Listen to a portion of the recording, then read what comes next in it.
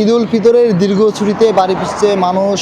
ঢাকা চট্টগ্রাম মহাসড়কের কুমিল্লার ১০৫ কিলোমিটার সড়কে সকাল থেকে আমরা কোথাও বড় ধরনের যানজট দেখতে পাইনি। যদিও সকালে কুমিল্লার যে দাউদকান্দি টোল প্লাজা রয়েছে সেখানে কিছুটা যানজট সৃষ্টি হলেও বিশেষ করে দুপুরের পর কিন্তু বিশেষ করে ঢাকা চট্টগ্রাম মহাসড়কের ১০৫ কিলোমিটার একেবারে ফাঁকা রয়েছে।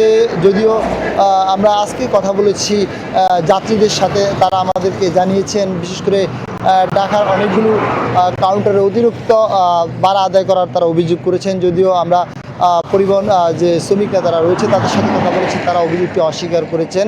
আগে এখানে পরিদর্শন করেছিলেন হাইওয়ে পুলিশের পুলিশ সুপার কুমিল্লার শাহিনুল ইসলাম। তিনি আমাদেরকে যেমনটি জানিয়েছেন, কুমিল্লা থেকে কক্সবাজার পর্যন্ত প্রায় ১,০০০-এরও অধিক পুলিশের সদস্য রয়েছেন। এছাড়া বিশেষ করে রাতে চুরি এবং ডাকাতি রোধে কাজ করছেন বিজিবি এবং র্যাবের বিশেষ বাহিনী।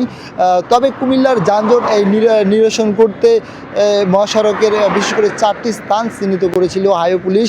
সেখানে কিন্তু সেনাবাহিনীও কাজ করেছে। আজকে সকালেই সেনাবাহিনী যানজট নিরসনে মহড়া দিয়েছে। সেটি হচ্ছে কুমিল্লার দাউদকান্দি এবং চান্দিনা এলাকায়।